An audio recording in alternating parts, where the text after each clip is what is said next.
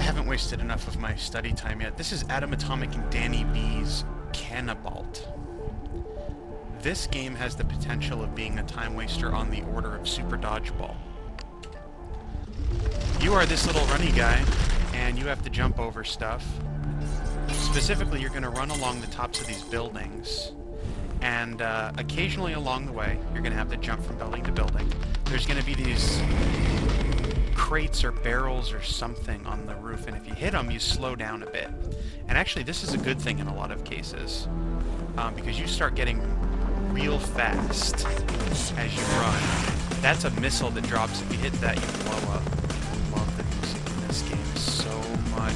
Picture. Let's die while I'm adjusting the volume. You can probably barely see the volume at the bottom here. It tells you how long you ran, 11:34. My record is 2,000 something. The biggest problem is if you know how I break out of glass to start the game? Well, as you're running, every once in a while you're going to encounter glass, and you have to aim it just right like that. I suck at aiming glass, and because it's random, you never know exactly what you're going to have to do. I've wanted to practice the glass, but you have to just keep playing the game over and over and then hope that you come up with the glass in a row. Usually what happens is you're going to jump... I can't speak. Usually what happens is you jump too high. You want to slow down now. Here we go. There we are. Alright. I slowed down just in time to slow down. Usually you jump too high, smack into the side of the building like a Looney Tune, and then just slide off into your death. You actually have to time the jump right. Perfect. I'm doing very, very good. I've never done this well before. The most I've ever gotten through is one set of glass. Oh my. I'm gonna die right here because I hit the barrels inside. That is a new high score. 2976. I've tried playing the game with two different philosophies. Because it's random, they're both equally worthless. One is as you, well, kind of as I did the first try. Run and try not to hit anything that slows you down. Occasionally, in order to do this, you're going to jump over... What happened there? I don't even know what I just did. Occasionally, in order to jump over one of the white crates, you'll put yourself in a position where you cannot make the next jump onto the next building. With this philosophy of don't hit any white crates, you are allowed to hit one if it means making the next jump. But see, like right there, I couldn't have avoided that one. You don't have... when you're rolling, you can't jump again. There's my smack into the side of the building. That usually happens with the all-fast mode of play. But because of that little bit of delay, you can... I really can't speak right now. Because of that little bit of delay, you have to be careful about what you avoid and what you don't avoid. It comes with practice. The other... I'm still doing the speed one here. We made that one. The other philosophy is to hit as many of those white things as possible. Nope, then I die right there. Oh, right before the cool building, too. Those buildings with all the cracks on them, they crumble as you run over them. And it makes it more difficult to get onto the next building. This is the other philosophy, where you run and you hit as many of those white things as possible to keep you as slow as possible so that you have the best chance of noticing what's coming up and adjusting so that you can make the jump. The hardest thing with this strategy is that if you get going too slow, like I did on that very first one there, you won't be able to make the jump to the next building. A lot of times the successful jump in this strategy requires you to jump at the last possible moment and hit the very edge of both buildings. You're jumping off at the last possible moment and you're landing at the last possible moment. Whoa! Right there, that's an example of a jump you have to die on, because you can't jump so soon after landing, and so in order to... I either clear the bomb and fall down the pit, or I hit the bomb. I should have hit both of those. Oh, crumble building. Slow down. Dial it back a notch. Tumble. And I think the game deliberately adjusts the space between buildings based on your speed, such that when you're going really, really slow, like when it gives you a lot of barrels in a row,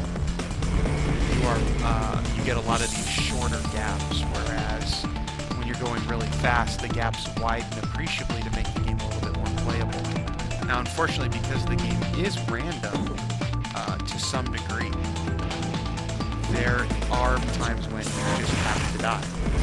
Too bad, so sad, you're gonna die. Quit complaining, it's a free game. I'll complain all I want, thank you very much. These, yeah, see this? It makes it so that if you don't get lucky... Oh, man, just missed it. Not a high score.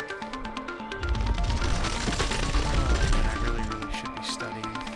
But that's fine. This is a little bit of a stress relief. And by stress relief, I mean it's stressing me out because it's cheating. It knows what I'm doing, and it deliberately makes me think I have a chance that it pushes off.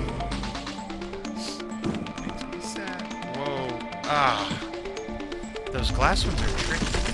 If there were as an option to practice, like if it had set courses, which I think would be awesome for speedruns, allowing a person to figure out exactly what pattern of jumps and when to hit the slow boxes in order to create the optimal run, I think that would be awesome. And actually, I'm signed in right now, so I could actually leave that as a comment on his... This is by Adam Atomic. I think I read that off of the intro screen, but I wonder what this is going to look like on YouTube, since most YouTube videos have the black boxes down the left and the right side. Whoa. No. There we go. I killed myself. Alright, last run, and then I'm going to quit. But I'm signed into Newgrounds, so I can leave him a comment saying that I would like to see this, because, you know, in most video games, that's how you learn. There's a set little pattern, and then crumble. You just memorize that pattern and adjust your twitch reflexes. That's how it goes. Muscle memory is the name of the game. And I do like this game. In fact, if it wasn't for the glass, this game would be really easy, but the glass makes it frustratingly hard. Wow, I got really lucky right there. Might get a new high score. You can control, to a certain degree, how much you jump based on how hard you press the button. You can jump real hard, or you can jump just a little bit. And maybe that plays a part in some of my deaths. You know, I'm not intending to hit all of these white barrels. Sweet. Get around that. Boom. Double little jump. Alright, I'm pretty sure that this is now in record run territory. Which makes sense, because, you know, it's like, oh, as soon as I die, I'll end the video, and then I won't die. Wow. I'm, like, in the zone. I'm talking, and I'm not paying attention to the screen, and my finger is just doing what it's supposed to. I love it when I get into this mode.